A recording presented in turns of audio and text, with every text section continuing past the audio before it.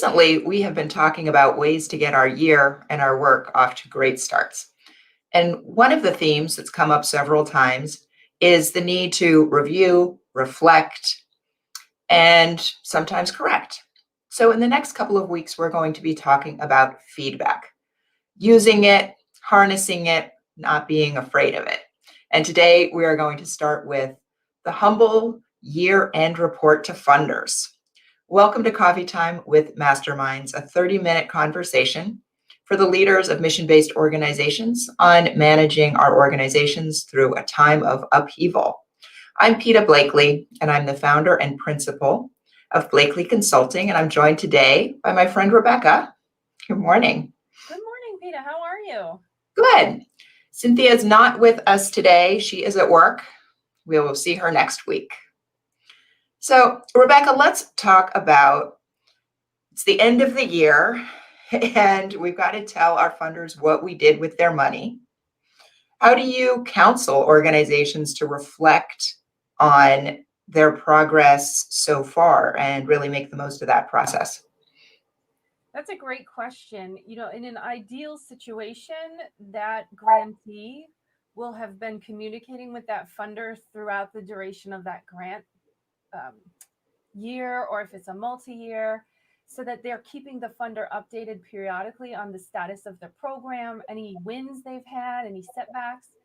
Because what you don't want to happen at the end is, well, we said we would have, 300 children in our camp program, but only 200 of them signed up, So you want to keep them informed. And in preparation for that, you really want to be mindful of what your benchmarks are, set dates to monitor your progress, and then report to the funder how it's going in between. That's really going to set your year end up for success, because ideally what you'd like to have at the end is your program performed better than you anticipated, or right at what you anticipated, in the hopes that they refund you in the coming year. So you said a lot there, and let's unpack it. So I'm going to start at the end. You're hoping that they will refund you for a second year. My concern is organizations that set very achievable targets because they're afraid if they don't reach it that they're not going to get funded again.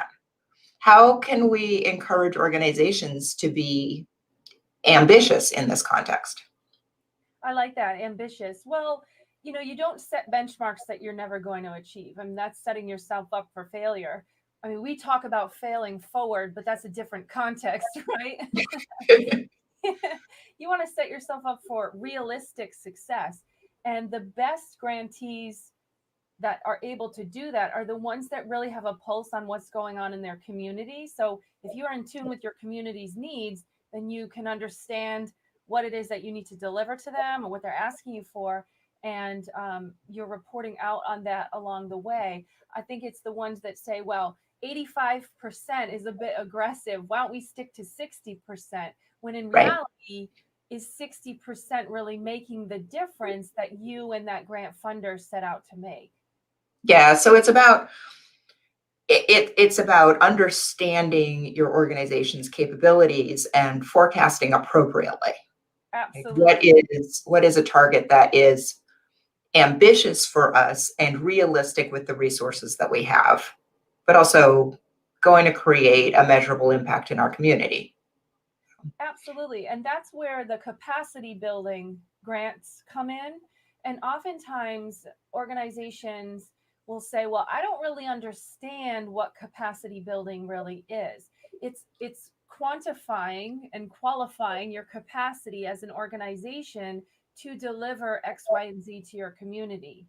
And a grant such as that is exactly what it's going to do. It's going to help you kind of analyze and figure out if that's what your organization should be doing and how much of it, right? When we speak about measures. And there are some really good tools out there for assessing your own organization's capacity with different things that can be very helpful. It's a checklist type format, but it can really help you think, are these things in place to, for these commitments, and what do we need to do internally to grow our ability. And the go, no go worksheet, I mean, they use those in Mhm. Fortune 500 companies. They're used everywhere in every capacity. That go, no go exercise is a great way to figure out, does this make sense for us? And I think all that we've been going through in this pandemic has been a real big learning experience for a lot of folks to figure out we're capable of this and we might not have realized it, or yeah, that's not really our lane. We're going to stick over here. Yeah, right. You know? So another thing you said was essentially don't let that year end report be the first time you're engaging with your numbers or even the first time you're talking to your funder about your numbers. And I think that is so important. The what you have committed to your funder that you're going to do, the staff needs to hold and embrace that, right? And if they've got no idea what those targets are, that's an important disconnect. Similarly, if your development staff don't know what's going on in the program and don't know whether or not they're reaching those targets, that's a major disconnect. Well, How do you make that better? it shows that the proposal was sort of written in a vacuum. We're writing it Yep. because we need the money, right? It's never about the money. It's about the difference you're trying to make in the community, which is why you need to understand what the community's needs are, but also your staff's capacity to deliver. So it's really important that everyone's on the same page, because what you don't want to happen is at the end, well, we didn't have those 300 campers. Well, don't look at me, right? You don't want that. Right. I mean, it was not your development staff's job to enroll 300 campers. And I think we get to the end of the year, we're behind, and then we just feel defeated, and one solution is, okay, well, next year we're only going to commit to 100 campers.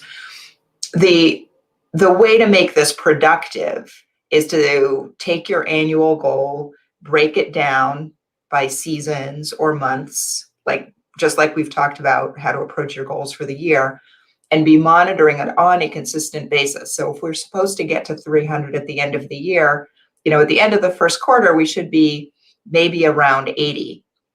And if we're not, then we stop and talk about why.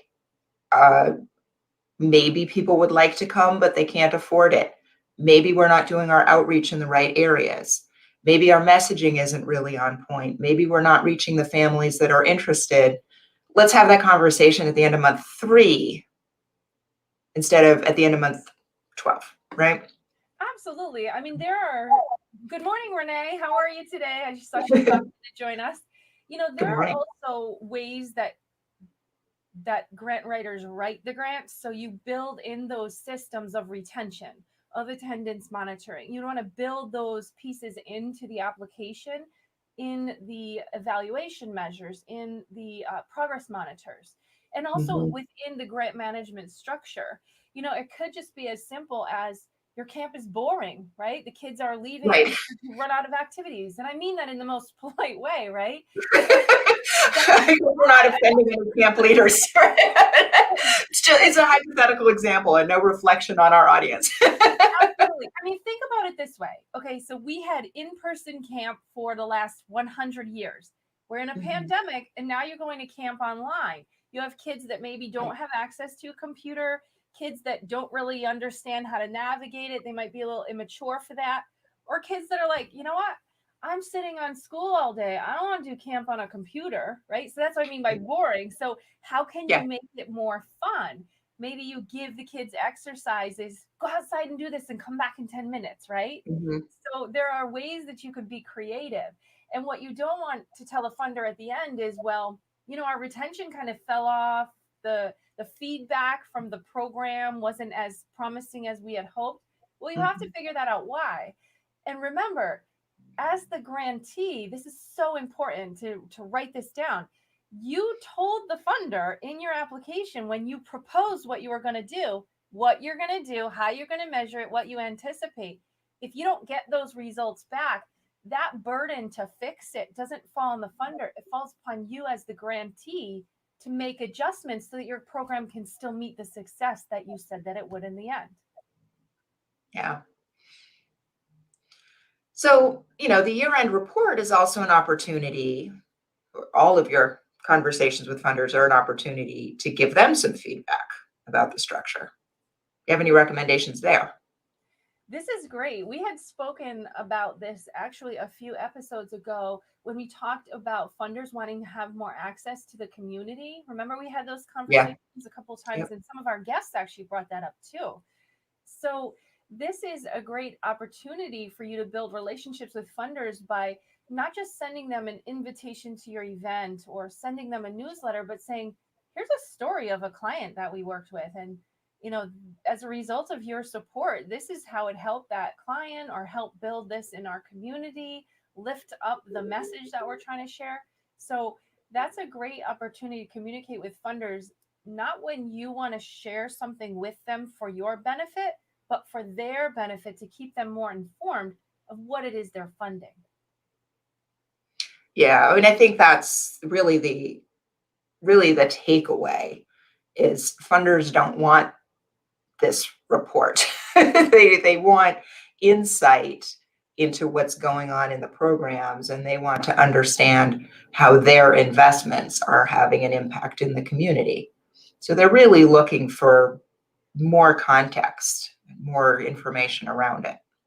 Absolutely. And something else to keep in mind, which you want to write this down too, everyone, is that funders communicate with other funders. So even if you're not eligible for an additional year of funding, maybe you have to take a year off.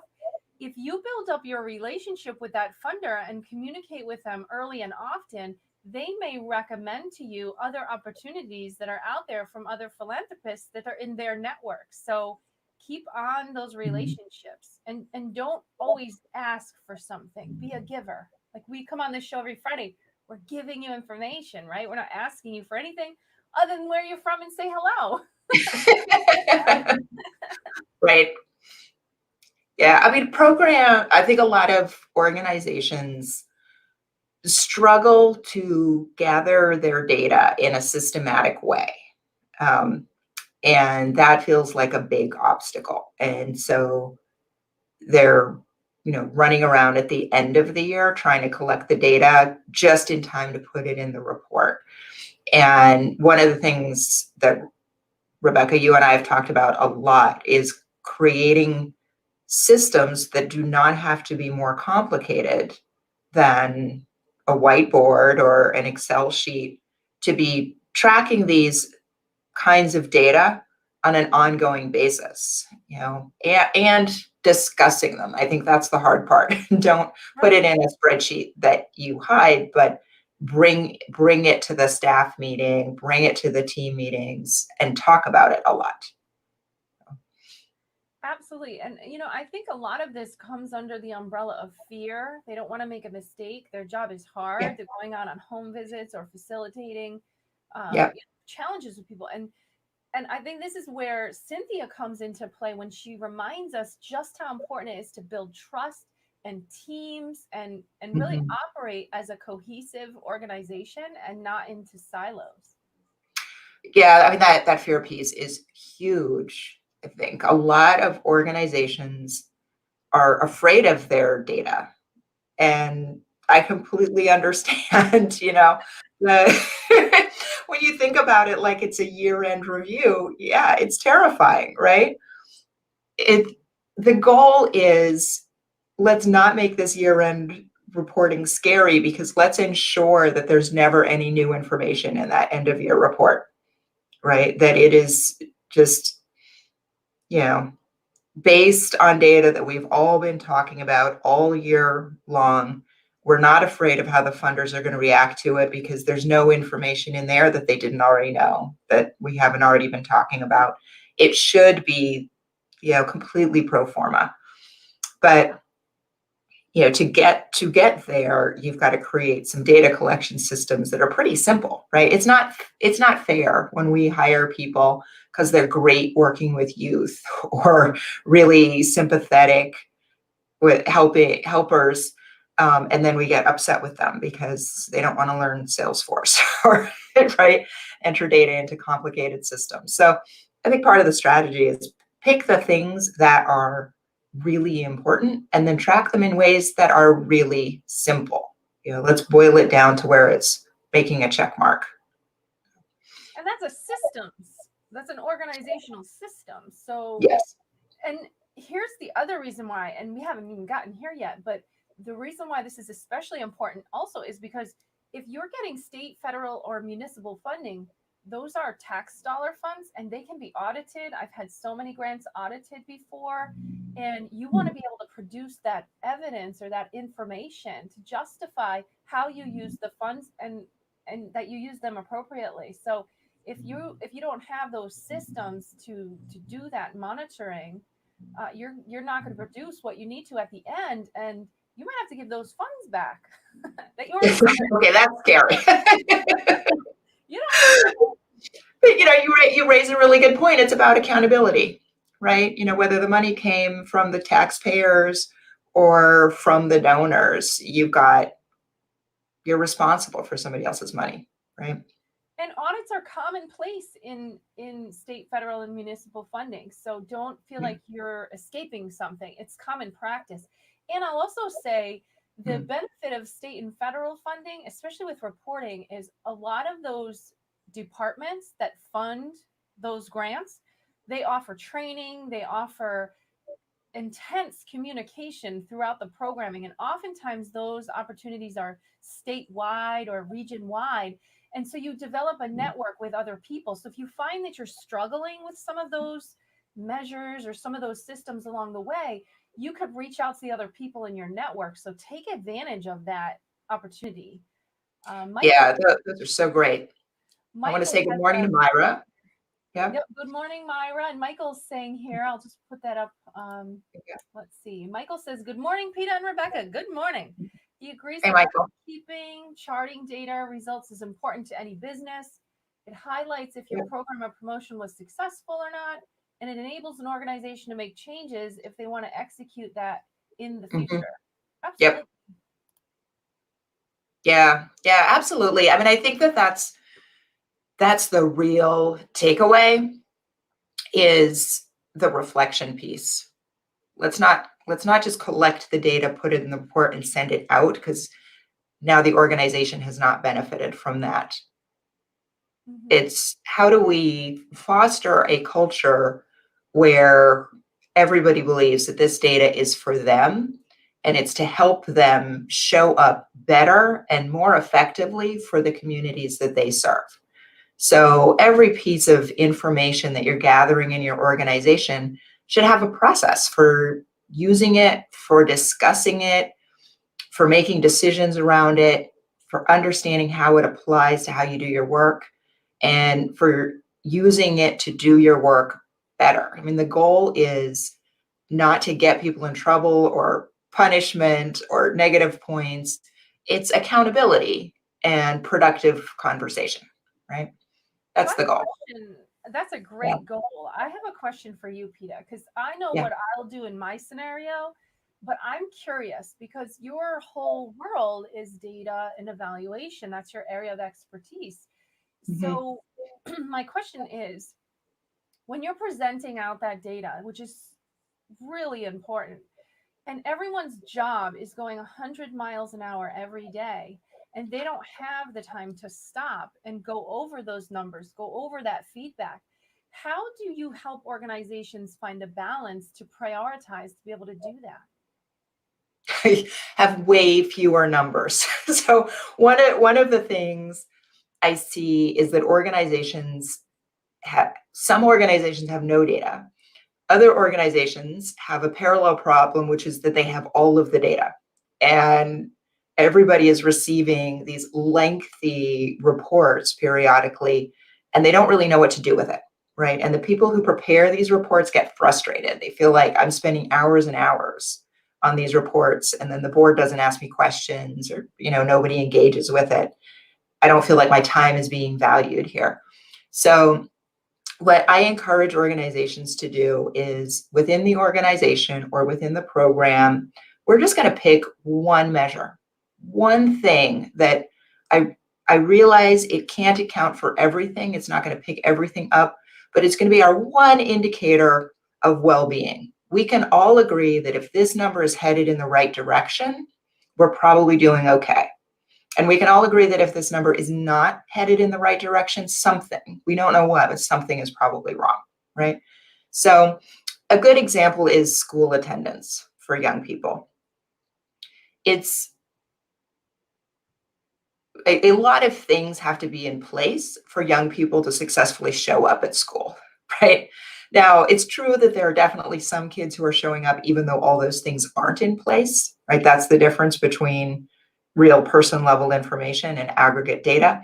But if kids aren't showing up to school, then we know that they have some unmet needs, right? We know we have to dig a little bit deeper. So here's one number that we can all kind of keep our eye on. And we know if it dips that we have to stop and have another conversation. It's just one thing. And it should only take you a couple of seconds to look at it on a daily basis. And we can all agree in advance on what it does and does not mean. So that means when you're presenting that information, people already know what conversation to have and what questions to ask. They already know why they're looking at it. And I actually encourage organizations in advance to talk about all these measures. And the ones that are really important, sometimes I call them key performance indicators, KPIs. KPIs. Yeah. To actually kind of script in advance a little cheat sheet about this measure. This is how we measure this thing. This is where the data comes from and how it's calculated. This is what other measures it's connected to.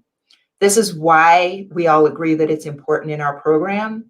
And these are the things that we're going to start to ask ourselves if it's headed in a wrong direction. And we set all of this up in advance to try and cue that conversation and help it go more smoothly. So. And also to check, does everyone understand this? Does that, right. We've always had, especially in state and federal grants, there's always been a glossary of terms, and you don't stray from those terms. So yeah. It's really important, again, going back to the systems or the practice, the common practice within the organization. That's really important that everyone understands it, because again, it promotes fear, right? Instead of right. It promotes fear if people don't understand it. Absolutely. If they just feel like randomly at the end of the year, they either get a gold star or they don't, that's terrifying. Right? Nobody wants to work like that. So people need to be able to watch and monitor their own scores. They also need to understand how their actions contribute to that score, right? So ideally, everybody on the team has a sense of what they're responsible for that's contributing to that number, right? I know that I'm in charge of camp activities, and so I should be making sure that kids have a joyful and engaging interaction at camp every day, right? And I think that that's going to contribute to the score at the end of the year.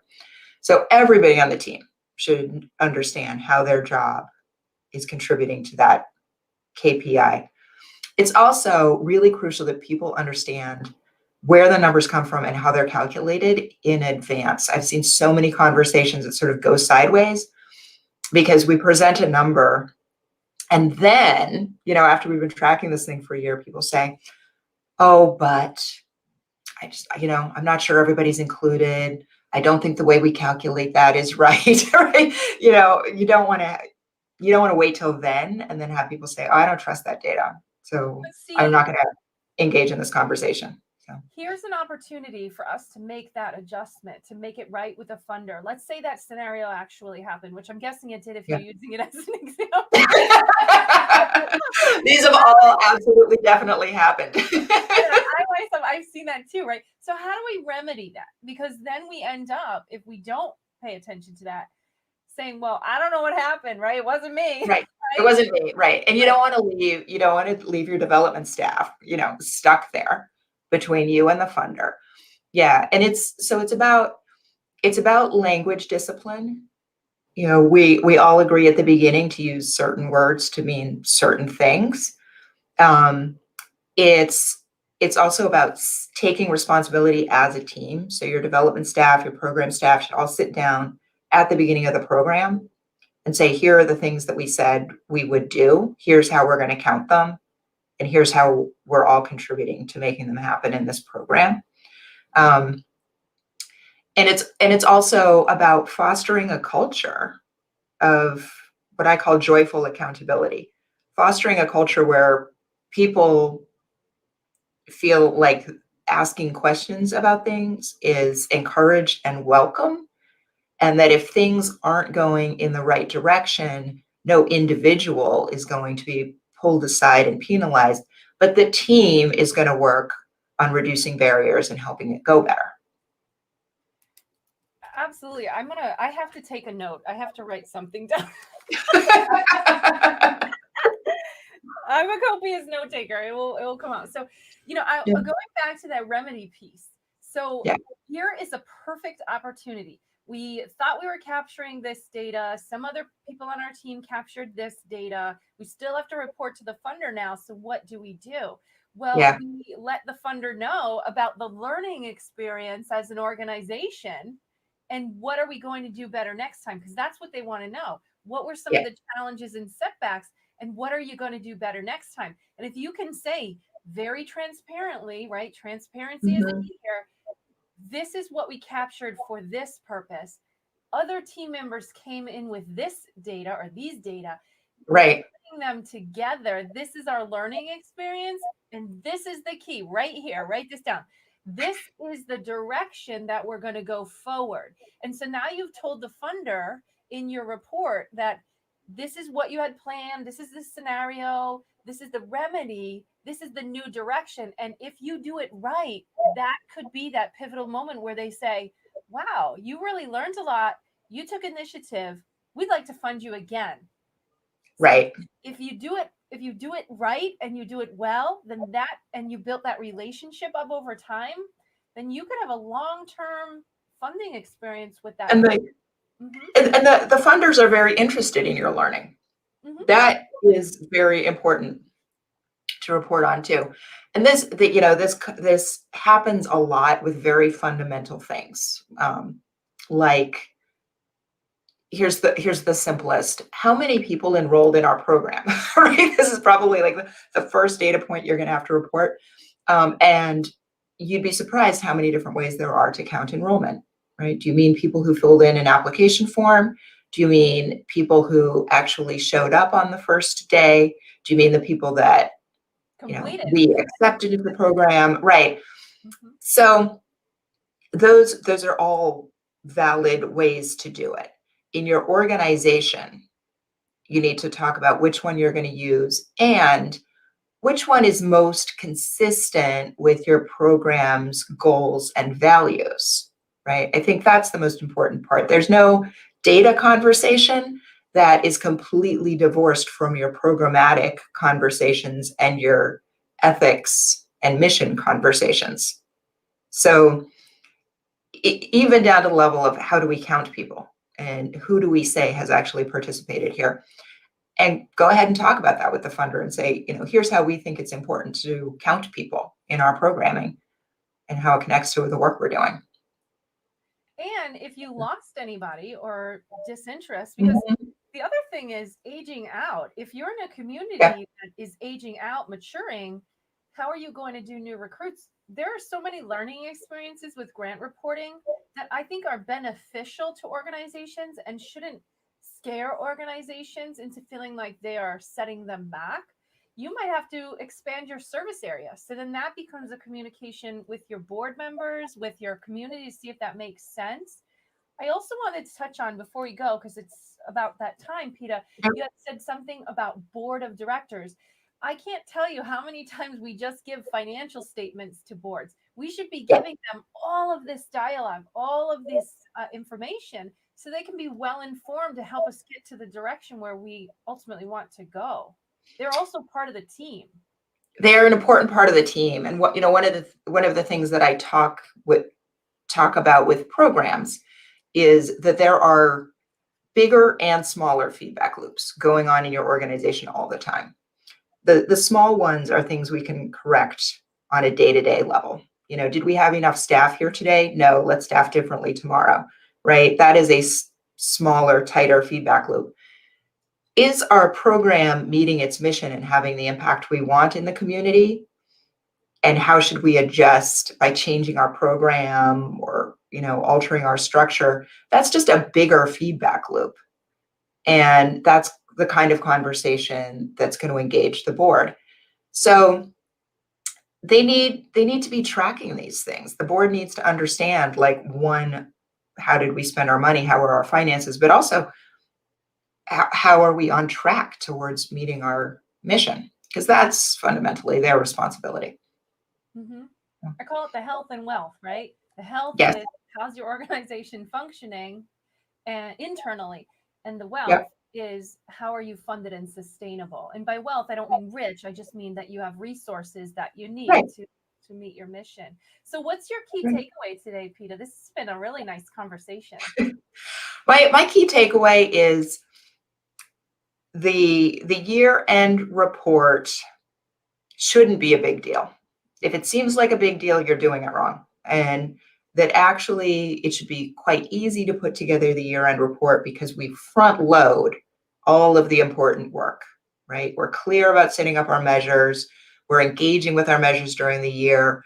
We're having smaller conversations with our funders as we're going, so that the year-end report sort of just writes itself, right? Well, we have a new, I'm listening to you, but also a Shakespeare. comment popped in my Good to radar see here. you. I'll read it. Let me put it up there. Yeah, sure. Key performance indicators are not usually broken down into atoms that speaks split of responsibilities. Oh yeah. Affiliation matrices are a remedy where actors have roles known and displayed towards goals.